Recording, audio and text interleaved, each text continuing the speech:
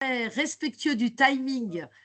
C'est pour ça que j'ouvre sans tarder donc ce webinaire Walter France consacré à la loi de finances 2026.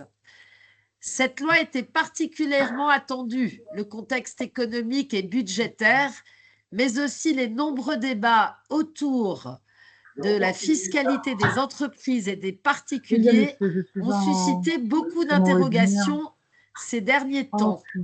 Il était important donc d'attendre la version définitive pour organiser ce webinaire et mesurer ensemble les impacts qu'elles vont déclencher. Donc chaque année, Walter France organise son webinaire loi de finances et va apporter plusieurs éclairages sur les évolutions fiscales et sociales pour les entreprises comme pour les particuliers.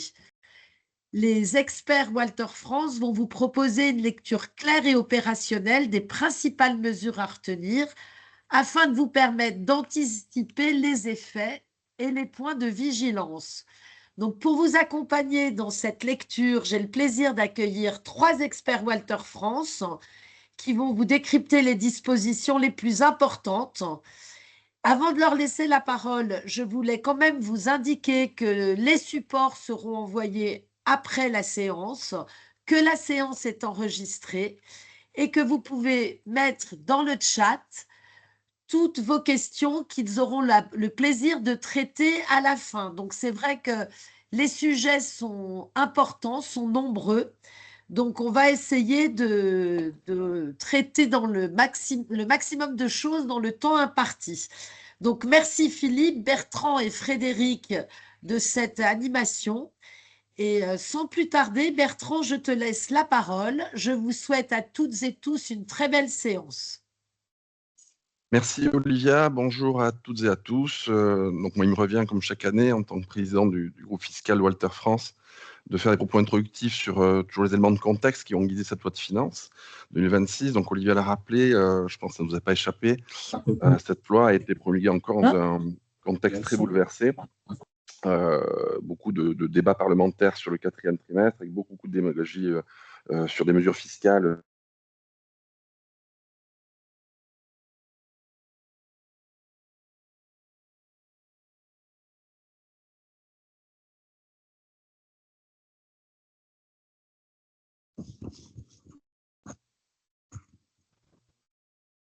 Je ne sais pas si c'est que moi, mais j'ai plus le son. Le micro est coupé.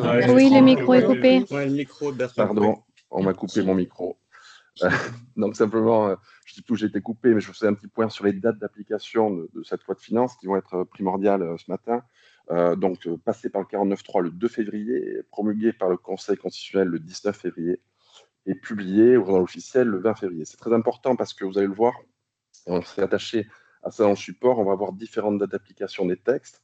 Donc la majorité des textes, évidemment, vont concerner des mesures applicables au 1er janvier 2026. Mais hélas, et on en a beaucoup parlé, notamment l'année précédente, certains textes vont trouver une application rétroactive au 1er janvier 2025. Donc ça, hélas, c'est un principe désormais consacré en droit fiscal français, avec cette petite rétroactivité qui a été jugée constitutionnelle. Et enfin, on a même certains textes qui ont une application pour le 1er janvier 2027. Bon, bref, soyez très prudents sur les dates. Le support a été construit en ce sens, afin de vous rappeler vraiment les dates à laquelle s'appliquent certains articles. Ça me permet peut-être d'enchaîner avec le déroulé de cette formation ce matin. On va avoir une partie un peu disproportionnée cette année sur les mesures qui concernent les particuliers, que va nous présenter Frédéric. C'est un choix du groupe Walter France d'avoir sélectionné un certain nombre de mesures. Et cette année, cette partie-là nous semblait un peu plus importante. Donc, ne soyez pas étonnés dans le déroulé de la matinée si on s'attarde un peu sur la partie relative aux particuliers, avant qu'on passe la parole à Philippe sur la partie entreprise qui aura un peu moins de mesures à développer. Voilà ce que j'avais à vous dire. Sans attendre, je vais passer la parole à Frédéric qui va commencer avec les mesures relatives aux particuliers. Merci Bertrand. Je pense que tout le monde voit le support, Olivia. Non. Non. Non, justement, je me permettais, à mon avis, de te dire que le support n'est pas affiché. Ah, d'accord. Ah, je peux pas l'afficher.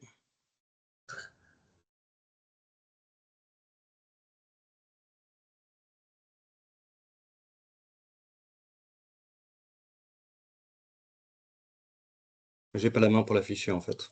Il y était tout à l'heure pourtant.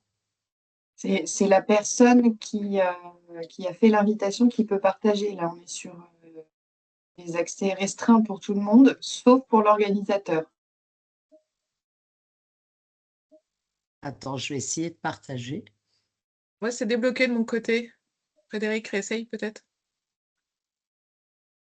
C'est bon. Excusez-moi. Hop. Ouais, parfait. C'est bon, ça marche. Super. Et bien, parfait. Hop. Les intervenants, les dispositions applicables aux particuliers. On attaque directement avec l'impôt sur le revenu. Il avait été envisagé dans le projet de loi de finances de ne pas revaloriser les seuils et les plafonds. Là, il a été décidé de les revaloriser de 0,9%, donc ce qui correspond à l'évolution de l'inflation sur 12 mois d'octobre 24 à octobre 25. On a toujours sur le barème de l'impôt sur le revenu les 5 tranches, ça n'a pas été modifié.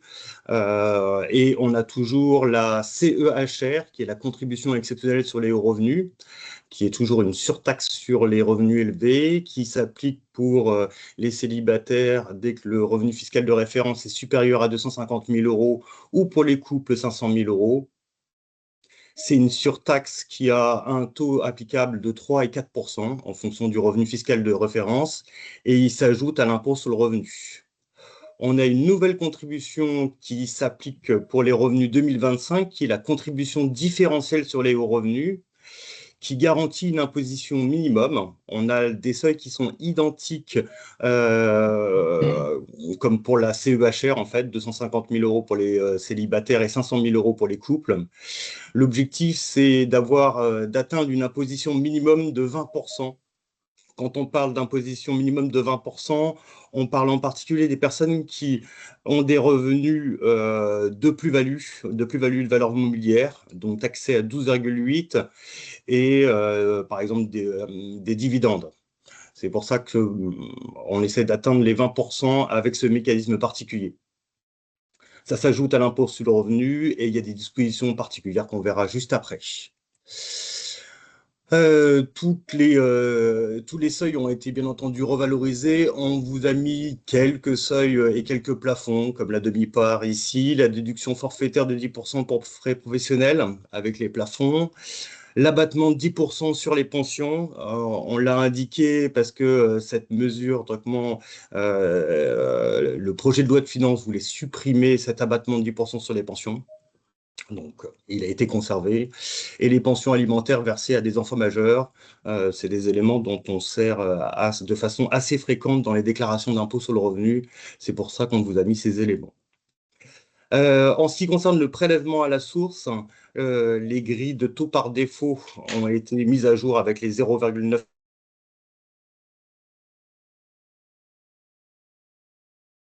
T'as plus le micro, Frédéric? Tu as coupé ton micro. Le prélèvement à la source, voilà, là, il y a la grille de taux par défaut qui a été actualisée. Donc, c'est pour les personnes qui rentrent dans le barème de l'impôt sur le revenu en particulier, ou les nouveaux, ou les non-résidents qui deviennent résidents fiscaux français. Alors, là, ce n'est pas sur la loi de finances proprement dite, c'est sur la loi de finances de la sécurité sociale. Il y a eu une hausse de la CSG sur les revenus du capital. Alors, le tableau brille de mille feux, mais voilà, c'était pour vous montrer un petit peu les faits générateurs et quand est-ce que c'était applicable. C'est une hausse de 1,4% de la CSG, donc ça ramène le PFU à 31,6. Voilà. En ce qui concerne les revenus fonciers, on n'a pas de modification ni sur 25 ni sur 26, donc on est toujours au taux de 17,2. Pour les plus-values immobilières, pareil, ça ne bouge pas. On voulait faire un point d'attention sur les plus-values mobilières. Donc là, en fait, le fait générateur, c'est la mise en imposition, donc l'avis d'imposition en 2026 sur les revenus 2025. Donc là, le taux passe à 10,6%. Donc on va avoir une augmentation à rebours. Les personnes qui ont vendu au 1er janvier 2025 vont donc se faire rattraper sur le taux de prélèvements sociaux. En ce qui concerne la contribution différentielle sur les revenus, donc la contribution dont on a parlé tout à l'heure, qui met un taux minimum d'imposition à 20%, elle devait être exceptionnelle. Là, elle est reconduite jusqu'à l'année où le déficit public passera sous les 3%. Donc, je pense qu'on peut dire qu'elle va être pérenne pour le moment. Voilà, il y a des ajustements qui ont été faits dans le cadre de la loi de finances particulière. Je ne vais pas rentrer dedans parce que c'est assez particulier, en particulier sur les revenus exceptionnels.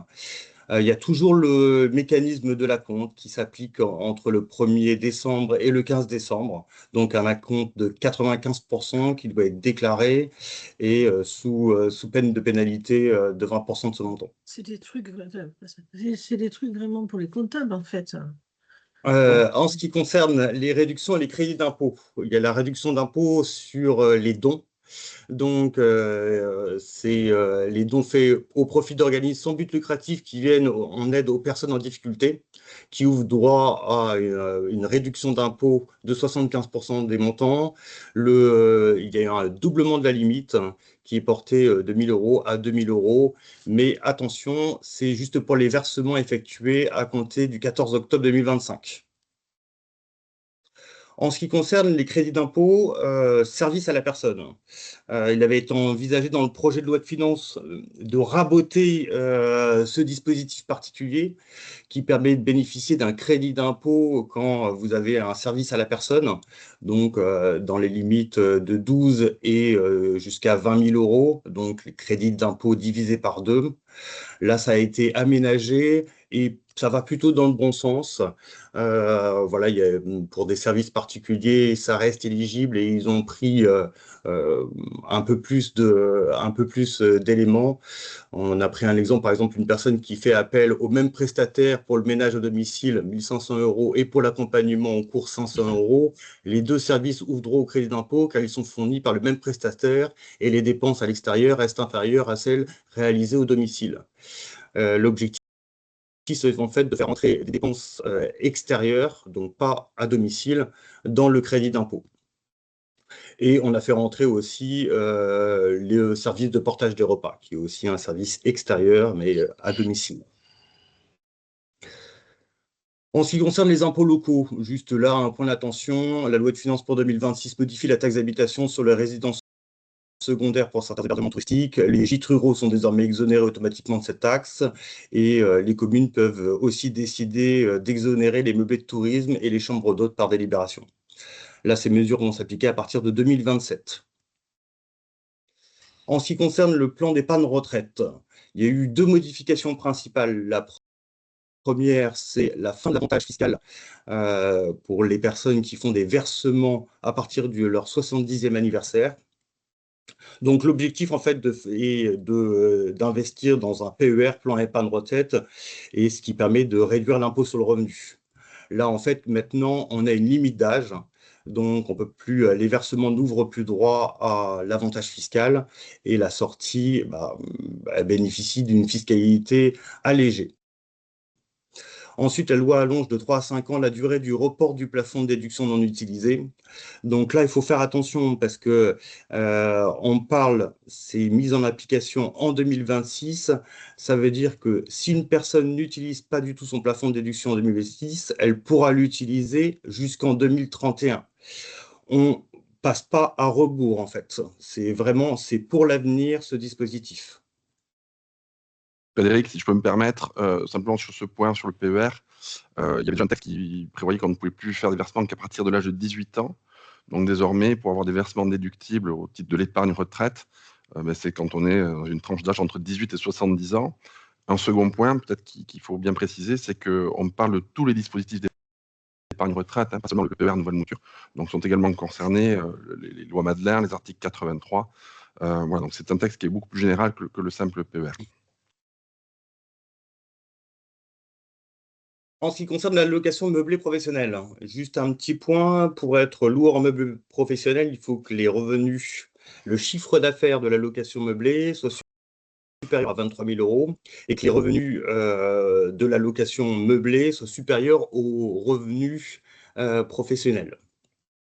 En ce qui concerne les non-résidents, dans ces conditions-là, on prenait, en ce qui concerne le deuxième critère, ça veut dire les revenus, on considérait que les non-résidents n'avaient pas de revenus fiscaux français et donc ils rentraient beaucoup plus facilement dans le régime de la location meublée professionnelle, devenaient professionnels.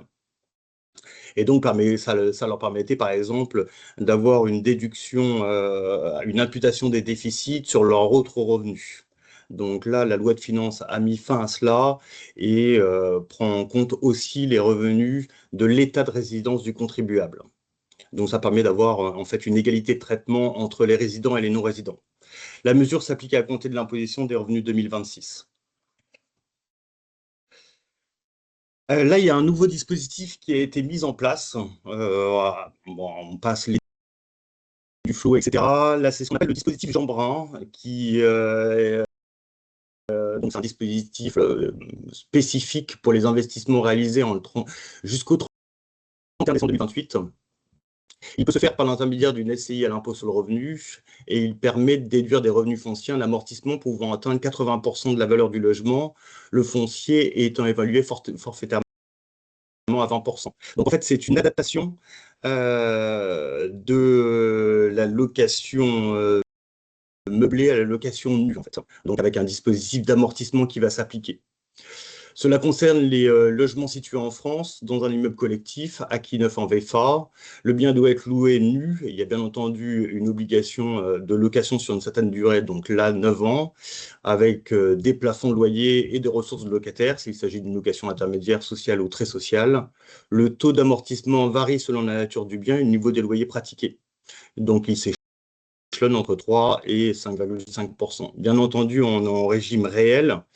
Donc, si on fait un petit comparatif avec la location meublée, voilà, il faut regarder un petit peu ce que ça peut donner, sachant qu'on peut peut-être imputer certains déficits nés de l'amortissement.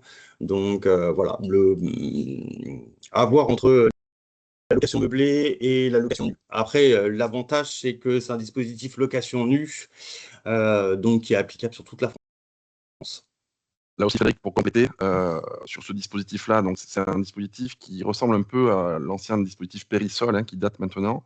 Alors, c'est un dispositif de défiscalisation immobilière, mais qui, vous comprenez, n'est pas une réduction d'impôt. On joue sur l'effet d'assiette du revenu, d'un amortissement qui va venir se déduire du métier. Et donc, oui, les avantages du dispositif, c'est que ça ne rentre pas dans le plafonnement des niches fiscales. Néanmoins, sur les premières estimations qu'on fait, on fait la comparaison avec le loueur meublé non professionnel, le dispositif du LMNP demeure quasi tout le temps plus favorable que le dispositif Jeanbrun,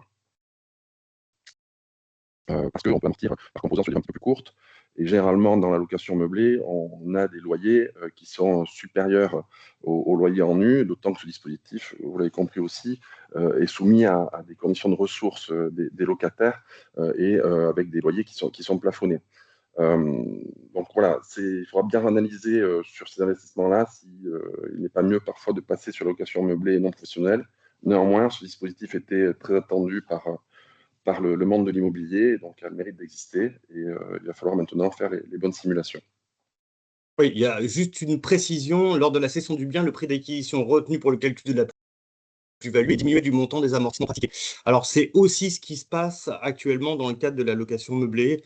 Donc voilà, on réintègre dans le calcul de la plus-value, dans le prix d'acquisition, les amortissements qui sont passés, ce qui fait augmenter la plus-value imposable. Absolument.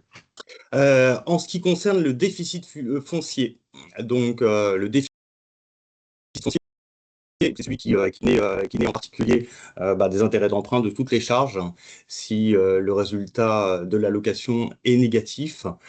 Là, le déficit foncier est imputable sur le revenu global sur certaines conditions dans la limite de 10 700 € par an et uniquement à raison de la fraction des déficits qui ne provient pas à 21 milliards d'euros par an. Là, c'est une mesure qui était déjà applicable et qui a été prorogée lorsque le déficit résulte des dépenses de travaux de rénovation énergétique.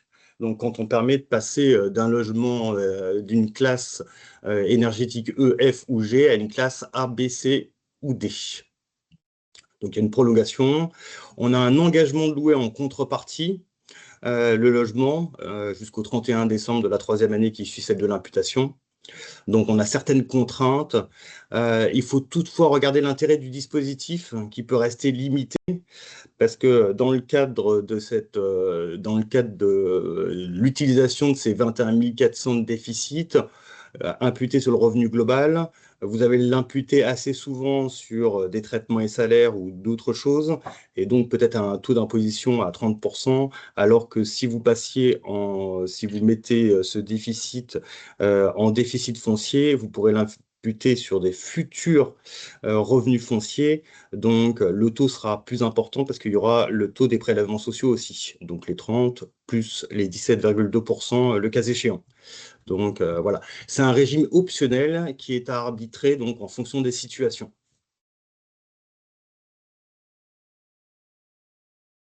Là, c'était juste un rappel sur les plus-values immobilières. Il y a des dispositions particulières qui permettent d'avoir des exonérations. Si, par exemple, vous cédez à certains opérateurs qui font, par exemple, des logements sociaux. Donc voilà, c'était juste un petit point d'attention que ce dispositif projet en matière de plus-value immobilière, il y a quand même des dispositifs particuliers à vérifier. Une mesure qui a fait beaucoup de bruit, c'est la taxe sur les holdings patrimoniales. La taxe sur les holdings patrimoniales. Je ne vais pas vous détailler la slide, celle-ci. On a fait un petit schéma explicatif pour que ça soit un petit peu plus simple sur l'explication. Donc, avec le champ d'application. Donc là, on est dans une société, le champ d'application, c'est une société soumise à l'IS.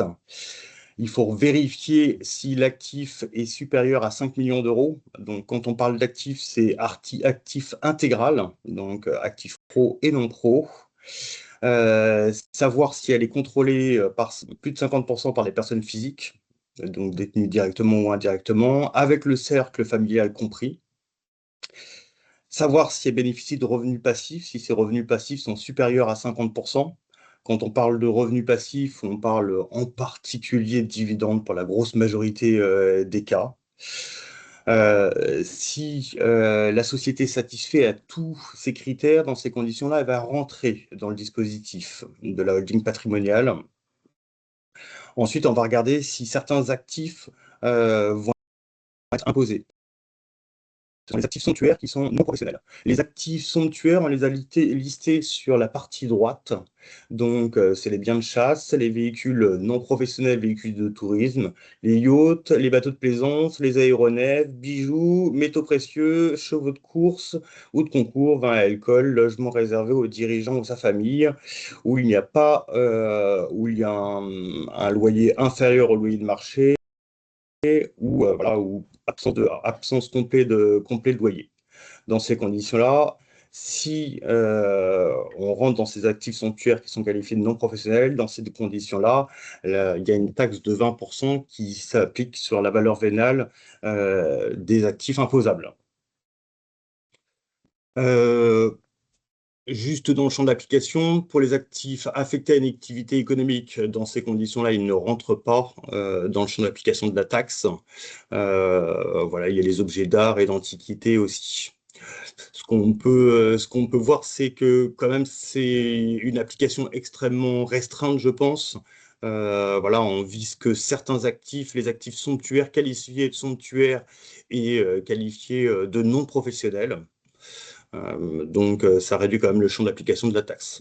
En ce qui concerne les obligations déclaratives, en particulier de façon générale, c'est liquidation annuelle à la clôture, déclaration jointe à l'alias IS et un paiement spontané par la société. Il y a des dispositions particulières pour le holding étrangère. Donc voilà, dispositif comme très, très spécifique.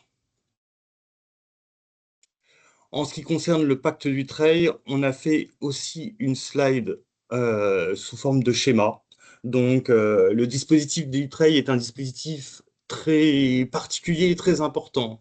Il permet de bénéficier d'un abattement de 75% sur la transmission d'une société opérationnelle sur la valeur, donc dans le cadre d'une succession ou d'une donation. Donc, c'est un dispositif qui permet de transmettre une entreprise sous condition pour les personnes qui reçoivent les titres de les conserver. Donc, il y a eu beaucoup de débats sur ce dispositif, en particulier sur la transmission d'éléments autres que d'activités professionnelles. Voilà, l'objectif de la loi de finances a été de resserrer un petit peu le dispositif. Donc, les obligations de conservation des titres ont été renforcées. Précédemment, il y avait 2 ans d'engagement collectif et 4 ans d'engagement individuel. Après la réforme en 2026, c'est 2 ans d'engagement collectif et 6 ans individuel.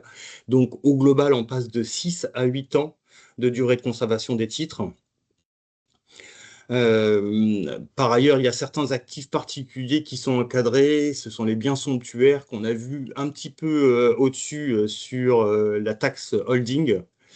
Voilà, donc dans ce qui est indiqué, c'est que ces biens s'ils sont qualifiés de non professionnels, vont être sortis en fait du dispositif et ils ne bénéficieront pas de l'exonération de 75%. Donc voilà, l'objectif du dispositif, c'est vraiment de pouvoir transmettre une activité opérationnelle. Donc voilà, ça va être, c'est bien l'objectif du dispositif. L'entrée en vigueur, c'est les transmissions réalisées à compter du 21 février 2026. Si un pacte du trade est actuellement et a été signé précédemment, peu importe, c'est véritablement la transmission, la date de transmission qui va être le fait générateur. Pour savoir si, par exemple, la durée de conservation est de 8 ans.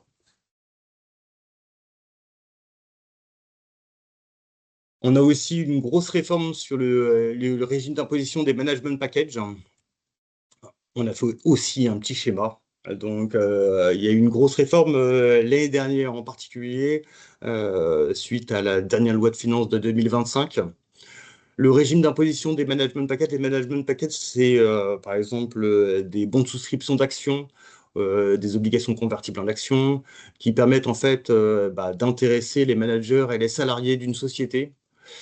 Assez souvent, le dispositif se découpe en 2 phases. Donc, il y a une phase d'attribution de souscription des titres, donc avec un gain d'acquisition qui va se dégager. Je donne à Bertrand des titres qui ont une valeur de 100, qui va pouvoir exercer dans une année. Donc, il y a une première plus-value qui risque de se dégager entre 0 et 100. Après, Bertrand dispose des titres et il va y avoir une deuxième plus-value qui va se dégager. Ça va être une plus-value de cession. Là, le dispositif du management package s'applique sur ce deuxième dispositif. Et précédemment, sur la majorité des dispositions, c'était qualifié en plus-value, donc avec une imposition à 30% précédemment. Là, en fait, on va regarder si le gain a été réalisé sur des titres détenus par des salariés dirigeants, donc si c'est vraiment des man-pack. Donc, est-ce que Bertrand avait un intérêt ou était dans le cercle restreint pour pouvoir bénéficier de ces titres? Ensuite, on va regarder les autres conditions, c'est-à-dire investissement capitalistique. Est-ce que Bertrand a mis de l'argent? Est-ce qu'il y a eu un risque de perte? Est-ce qu'il détient depuis plus de 2 ans?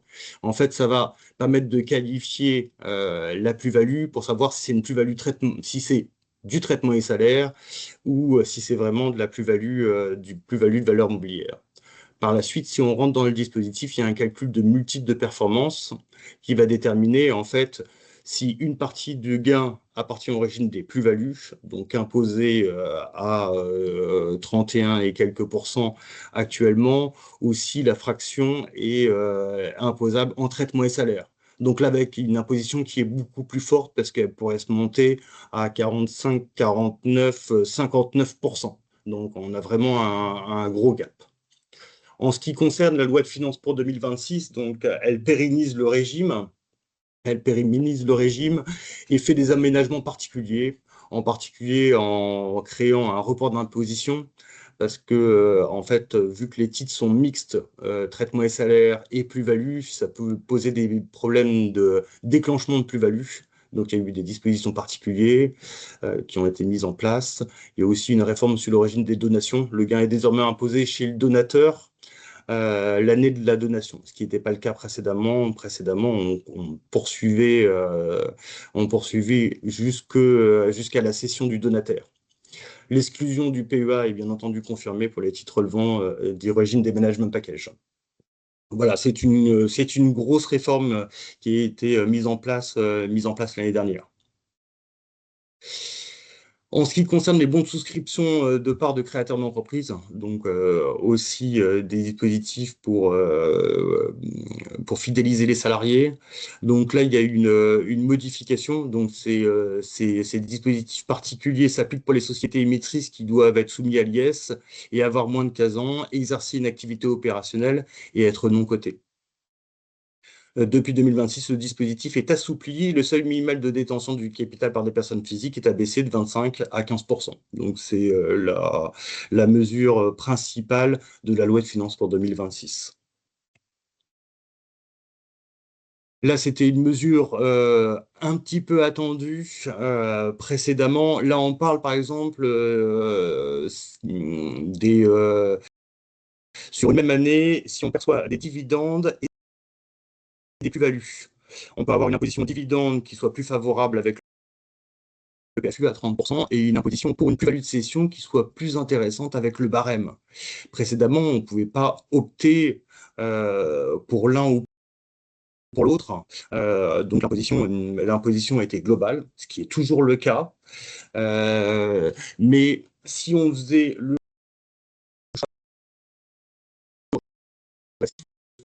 ce choix était irrévocable.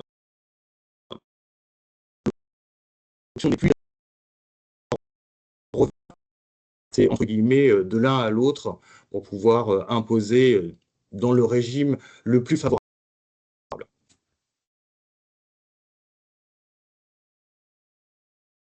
Il y a eu des modifications particulières en ce qui concerne le régime d'appréciation. Le régime d'appréciation, c'est le mécanisme du 150 obétaire, ça veut dire apport de titres à une société contrôlée par l'apporteur. Donc, c'est le système où on met en place assez souvent un système de holding qu'on contrôle intégralement. Quand vous apportez vous ne cédez pas les titres quand la holding ne cède pas les titres de la société d'exploitation dans les 3 ans de l'apport. Dans ces conditions-là, la plus-value est conservée en report d'imposition. Mais si la holding cède les titres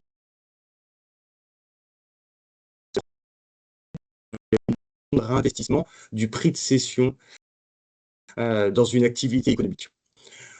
Précédemment, le réinvestissement était de 60% du prix de cession. Il a augmenté et maintenant, l'investissement dans une activité économique de 100% du prix de cession. On a une augmentation du pour investir qui était précédemment de 2 ans et maintenant qui est 3 ans. Et on a une obligation de conservation des titres ou des biens qui a été aligné sur les titres de FCPI, par exemple, de FCP, qui a été allongé à 5 ans précédemment. Pour les dispositions, c'était 1 année. Les activités éligibles sont bien entendu, quand vous réinvestissez, c'est réinvestir dans une activité économique, industrielle, commerciale, agricole ou libérale. Donc l'administration a souhaité sortir certaines activités, les activités immobilières en particulier, activités de gestion de location d'immeubles, de promotion de marchands de biens, de lotissement ou de construction pour vente. Il y a aussi les activités financières non éligibles, activités de courtage, gestion de portefeuille, gestion de patrimoine immobilier. Donc, voilà, on a une augmentation du quota d'investissement et une limitation des activités éligibles. Je vais passer la parole à Philippe pour les dispositions applicables aux entreprises. Bonjour à toutes et à tous. Je prends le relais des principaux aux entreprises. Comme on l'a dit en introduction, il y a moins de mesures dans la loi de finances applicables aux entreprises. Donc ça va être plus rapide, même si quelques-unes qui sont importantes. Donc on peut passer à la slide suivante.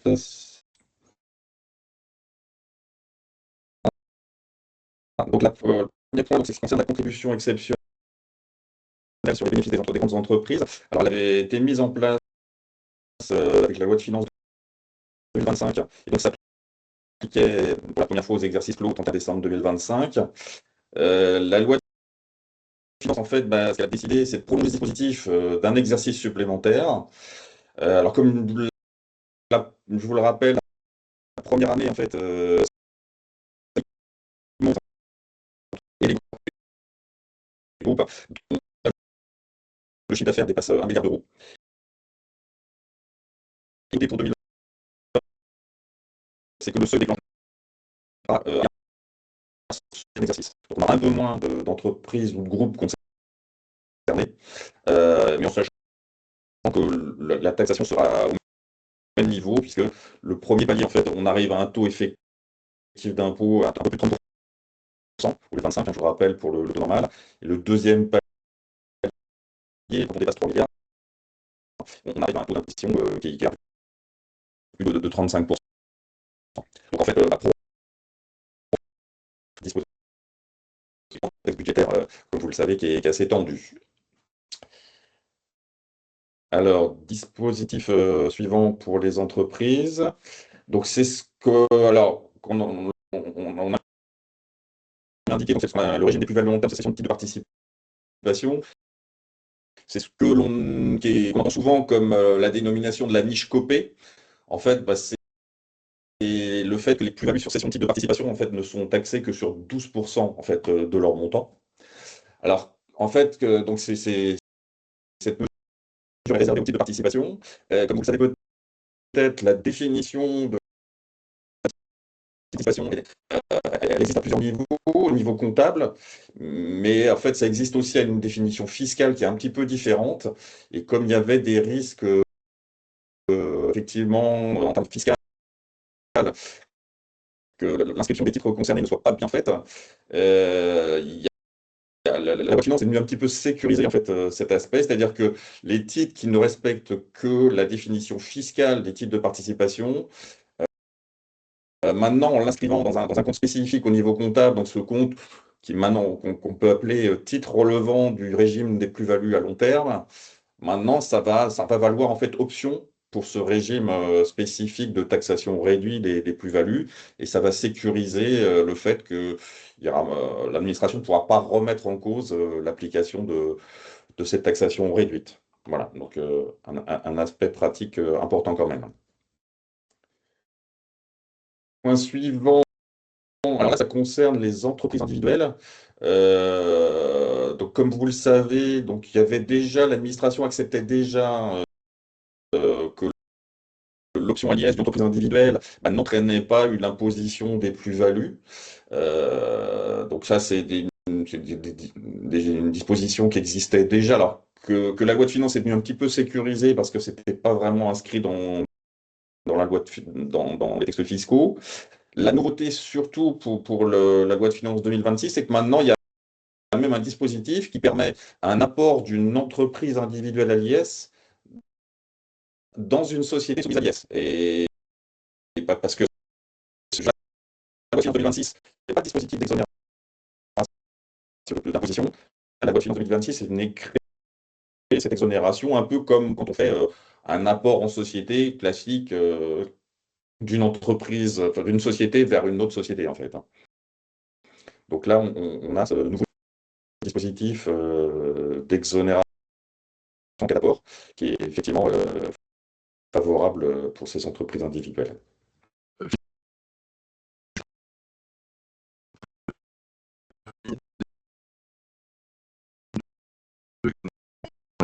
On avait proposé aux entreprises individuelles de pouvoir opter à l'IS en train d'autres mesures juridiques. Donc là, le texte est sorti un petit peu vite et la loi 2026 est venue préciser certaines choses. Donc on va retrouver de nouveaux articles dans le Code général des impôts qui viennent reprendre les mesures qui étaient applicables aux apports de fonds de commerce en société. Donc la création d'un 151 Octi SD, qui est un copier-coller du 151 Octi S que l'on connaît bien. Et alors, la particularité là, c'est qu'on va pouvoir faire des opérations de restructuration en apportant des branches d'activité qui sont aujourd'hui exploitées de l'IS à une société. Donc, ce qui veut dire qu'à terme, on peut se retrouver avec des entreprises individuelles à l'IS qui soient des sortes de holding, en fait, hein, de sociétés voilà, opérationnelles. Donc, ça reste un dispositif encore nouveau, mais qu'on va voir se développer dans les prochaines années. Merci Bertrand pour ces précisions. On peut passer au slide suivant. Alors, ça concerne en fait, les dispositifs d'amortissement de commerce. Alors, comme vous le savez, il y a une présomption de durée non limitée de l'utilisation du fonds de commerce, ce qui permet en général de ne pas l'amortir. Mais cette présomption, elle peut être contredite par la réalité des choses, effectivement. Et surtout, les petites entreprises peuvent, elles, par simplification, amortir le fonds de commerce comptablement sur une durée maximum de 10 ans. Et depuis 2022, il y a eu une disposition qui a permis fiscalement d'admettre en déduction du résultat fiscal, effectivement, cet amortissement, ce qui n'existait pas auparavant, hein, puisque l'amortissement du fonds de commerce n'était pas déductible. Le dispositif initial donc, se terminait jusqu'au 31 décembre 2025, hein, donc les acquisitions de fonds jusqu'au 31 2025, et la loi de finances est venue en fait prolonger cette possibilité jusque maintenant. 24 années supplémentaires, ça sera jusqu'à les acquisitions 31 décembre 2029. Donc, il faut y penser, effectivement, parce que ça peut être intéressant de déduire ces amortissements, notamment pour les petites entreprises puisqu'elles n'ont pas besoin de prouver que la durée d'amortissement, la durée d'utilisation du fonds est limitée. Absolument, hein. Là aussi, pour ajouter un petit point en pratique, on l'a nous beaucoup étudié jusqu'au 31 décembre 2025. C'est une mesure qui peut être très favorable, hein, pour les petites entreprises. Ça veut dire que sur un prix d'acquisition d'un fonds, on peut récupérer sur la durée du montage 2,5% par an du prix d'acquisition en termes de cash, hein. C'est-à-dire que ça permet de faire passer des business plans beaucoup plus facilement auprès des partenaires bancaires. Donc, il faut se poser la question lors d'une session de contrôle, est-ce qu'on passe généralement par les sessions de titres, mais est-ce qu'il n'est pas plus opportun de viser une session de fonds de commerce? L'inconvénient étant le paiement des droits d'enregistrement, mais derrière, ça permet peut-être de réaliser l'opération. Donc, pensez-y, c'est une vraie bonne mesure. Merci Bertrand. Disposition suivante. Alors, comme vous le savez, quand les associés apportent des fonds en concours notamment, donc il y a une limitation du taux d'intérêt. Alors classiquement, avec ce qu'on appelle le taux fiscal, hein, qui varie en fonction notamment du taux des obligations d'État. Mais il y avait une disposition qui permettait, quand on pouvait justifier en fait, que l'entreprise n'aurait pas pu obtenir un prêt d'un établissement bancaire, un taux qui peut être supérieur au taux fiscal, hein, si on peut prouver ça. Donc on pouvait déduire les intérêts à ce taux. Mais en fait, cette disposition était limitée à des apports des associés qui étaient majoritaires.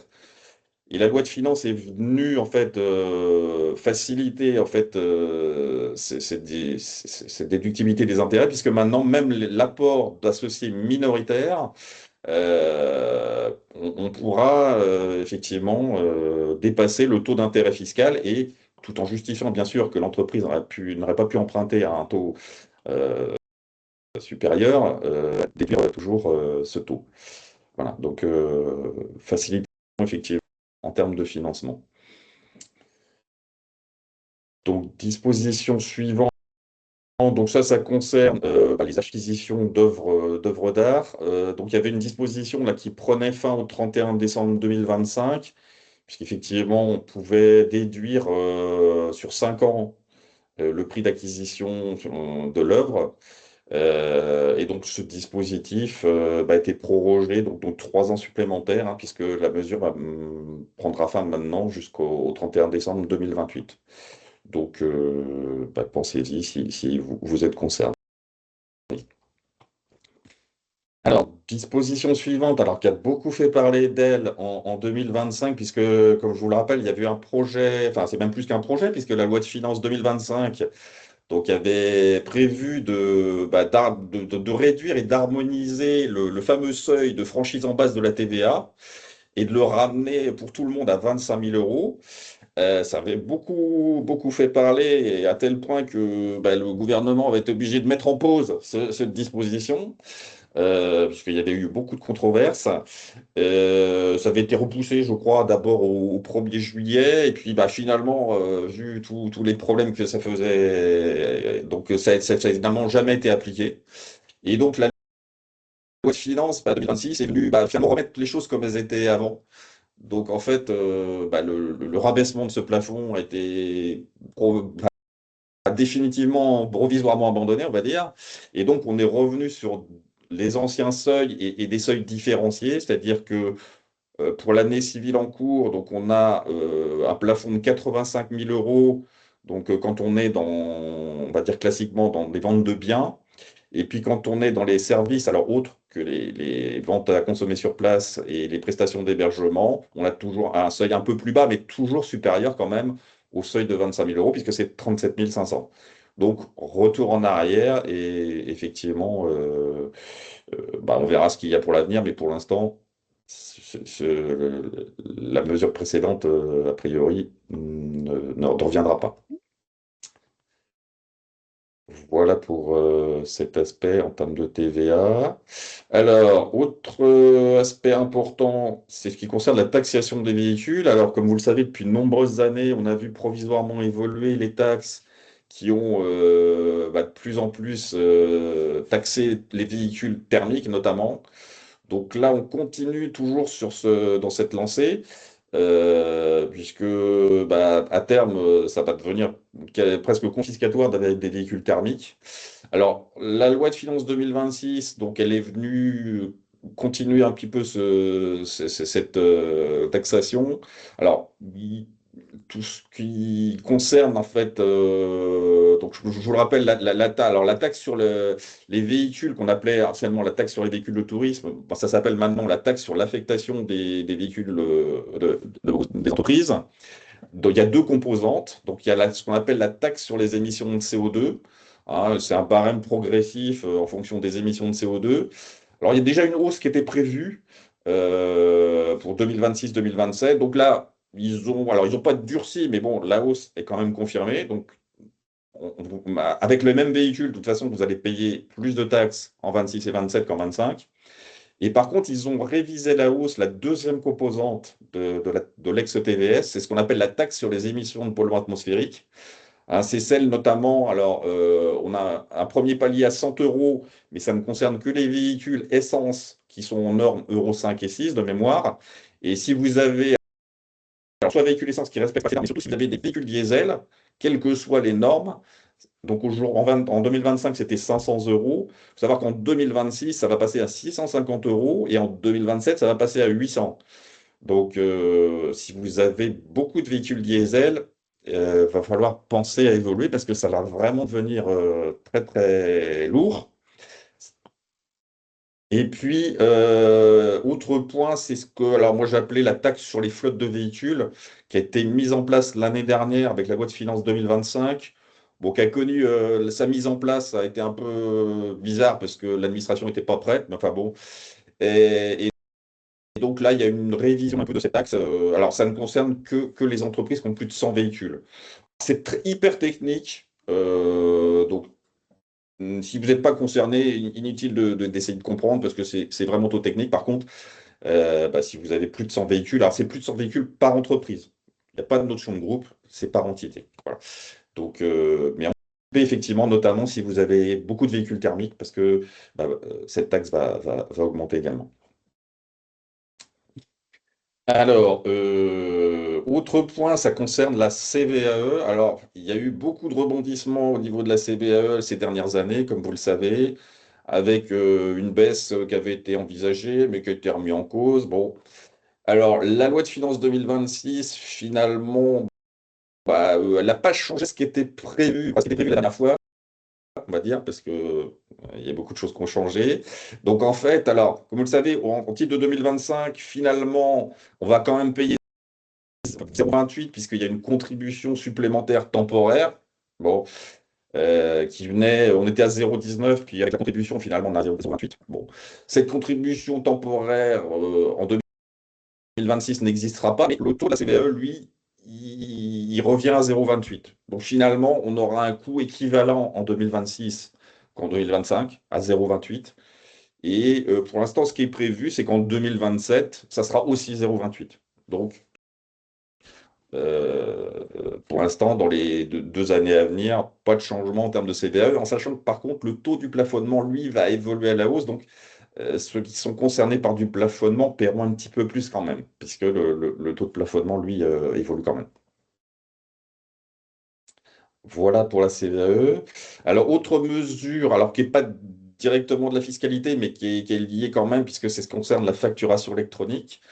Alors, la loi de finances, elle, est venue confirmer le calendrier. Vous avez sans doute entendu parler.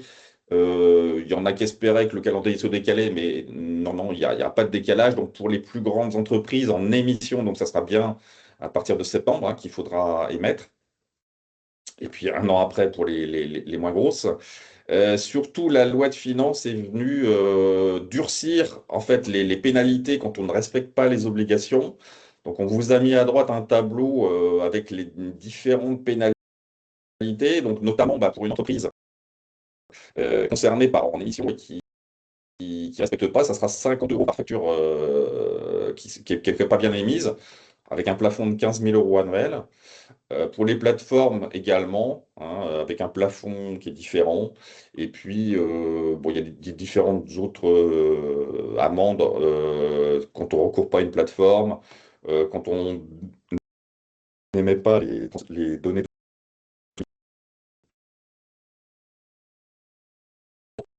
Il faudra être vigilant, effectivement. Et en sachant que la loi de finances est venue également apporter des précisions de maintien de service aussi en cas quand une plateforme agréée est défaillante, puisque vous avez sans doute dû voir qu'il y a beaucoup de plateformes qui se sont mises en place, mais ça veut dire qu'aussi peut-être qu'il y en a certaines qui vont assez vite économiquement ne pas être viables. Donc il y a eu des dispositions là-dessus pour obliger ces plateformes à maintenir leur service. Voilà pour ça. Dernier point issu de la loi de finances qui est intéressant, alors c'est du social mais aussi du fiscal, c'est la participation des entreprises aux frais de transport des salariés. Alors, depuis plusieurs années, effectivement, la prise en charge par l'entreprise d'une partie des frais de transport public était exonérée au niveau social, mais aussi au niveau de l'impôt sur le revenu. Depuis la loi de finances rectificative 2022, donc on avait une exonération jusqu'à 75% de prise en charge. Et l'année dernière, alors, la loi de finances 2025 avait prorogé pour toute l'année 2025 ce dispositif. Et là, la loi de finances 2026 est venue encore proroger d'1 an, donc une année supplémentaire qui est favorable, effectivement, en exonérant socialement et fiscalement cette prise en charge.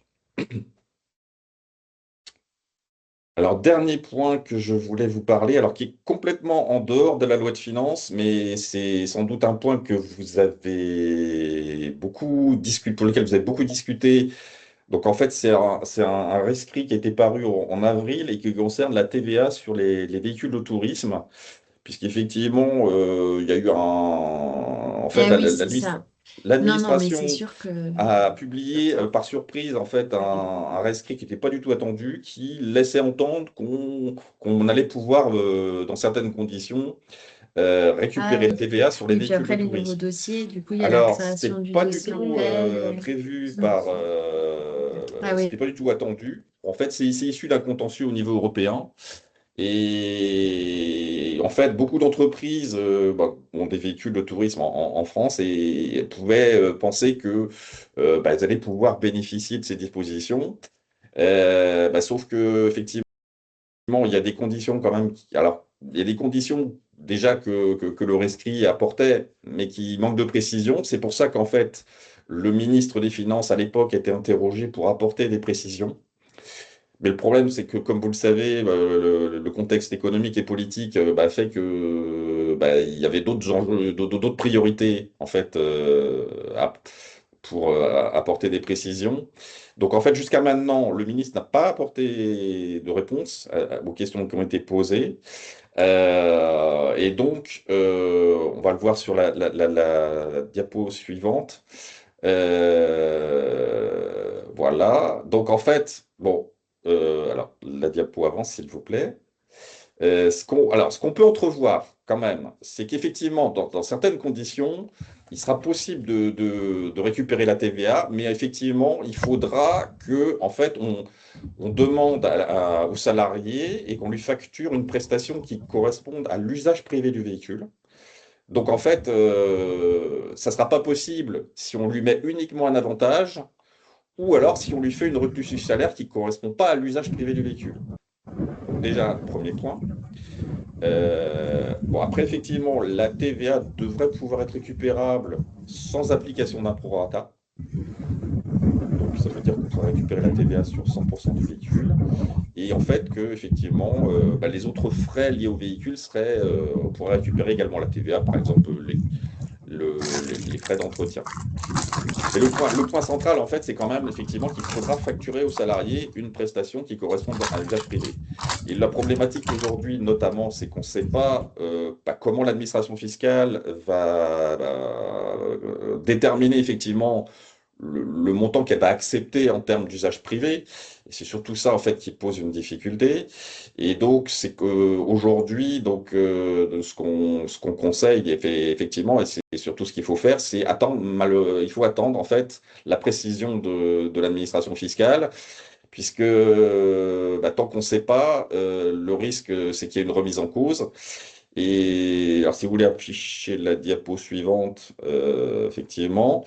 Donc en fait, donc il faut surtout attendre la précision et faire des contentieux pour les périodes passées. En fait, ça sera pas peu d'entreprises sont concernées puisque en fait il faudrait que le dispositif qu'applique l'entreprise jusqu'à maintenant respecte déjà les conditions effectivement de refacturation d'un loyer.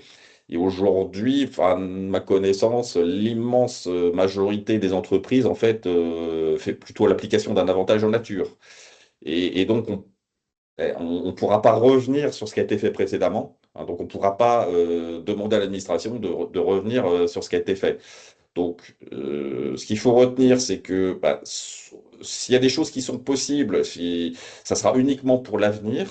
C'est qu'il faut attendre dans quelles conditions, effectivement, l'usage privé du véhicule pourra être évalué pour que ça soit accepté par l'administration.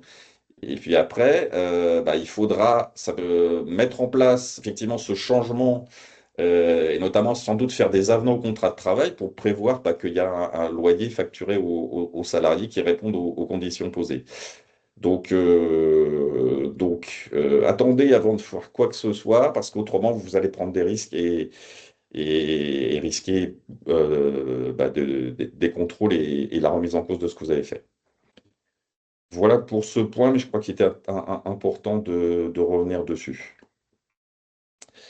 Merci, merci à tous pour votre attention. Et puis, on va prendre quelques minutes pour répondre aux questions que vous avez pu poser au sujet de cette présentation. Alors, juste, il n'y a pas eu, on aurait dû le préciser, de questions posées dans le chat. Donc, je vous invite à peut-être poser vos questions, ce qui va me permettre de conclure notre présentation de ce matin. Donc, vous l'avez vu, on est sur une loi de finances quand même qui est assez technique, hein, qui a été pondue par des technocrates, avec un grand T. Probablement beaucoup de durcissement de certaines mesures. La mauvaise nouvelle, c'est cette pérennisation de la CDHR qu'on vous avait annoncée.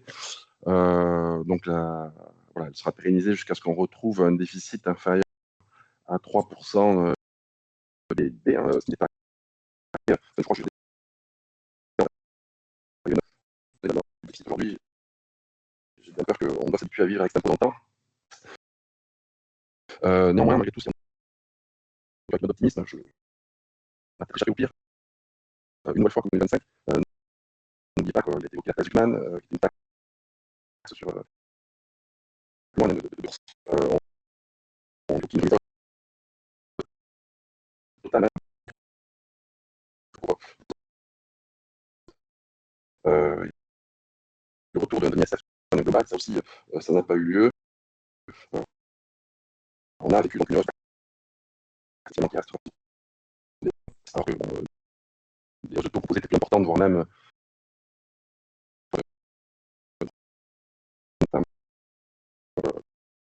peut être au pire. Si on doit faire un peu de prospectif pour l'année à venir, bon, je pense qu'on sera une année à la veille des élections présidentielles, aussi des débats vraiment démagogiques au point pour demander des mesures qui vont le gouvernement actuel devrait pour échapper à une motion de censure, puisque les élections commencent à se rapprocher. Donc on devrait sans doute avoir une nouvelle loi de finances du 27 qui sera autant genre 9-3, mais sans censure. Tellement de mesures qui ont des réformes profondes, sans doute aussi pas la loi de finances rectificative 2026. Bon, donc on aurait un petit champ de visibilité pour les autres. Et attention, vous avez compris, le SAL est extrêmement mouvant. Le principe de rétroactivité est donc consacré. C'est très difficile aujourd'hui de pouvoir chiffrer cette sortie de nos clients. Et puis,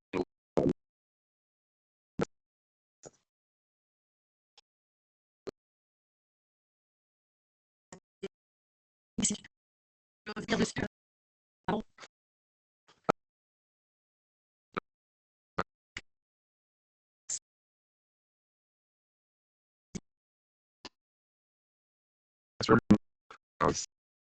que ça va vraiment concerner très peu de gens. Voilà. C'est une mesure qui va toucher des très hauts patrimoines. J'ose imaginer que dans notre cabinet, on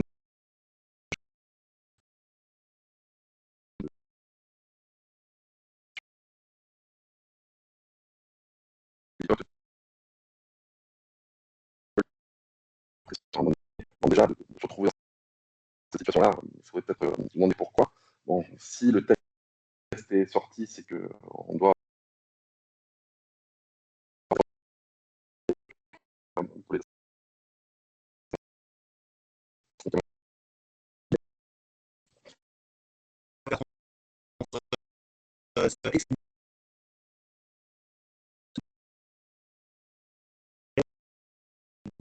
qui est supérieur à 5 millions d'euros, contrôlé en particulier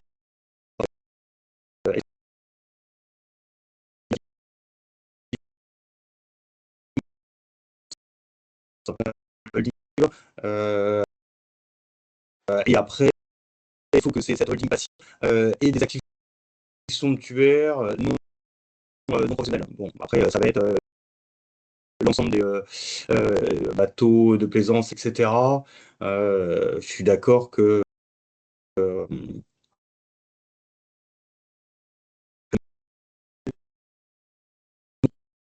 avait été au départ. Donc, là, c'est quand même extrêmement restreint. C'est quand même extrêmement restreint.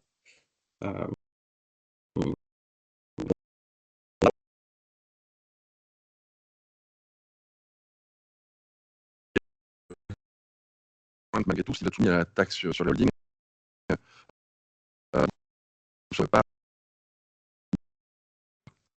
que je ne sais pas si c'est voilà, bref, un petit peu sadique. Quoi qu'il en soit, mais quand on va taxer à 20% un actif qui serait concerné, ça veut dire qu'en 5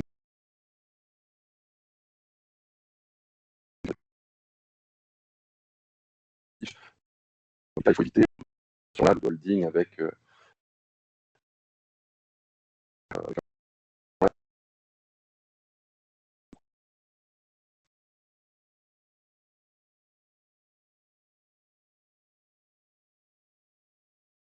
On a gardé le timing, bravo.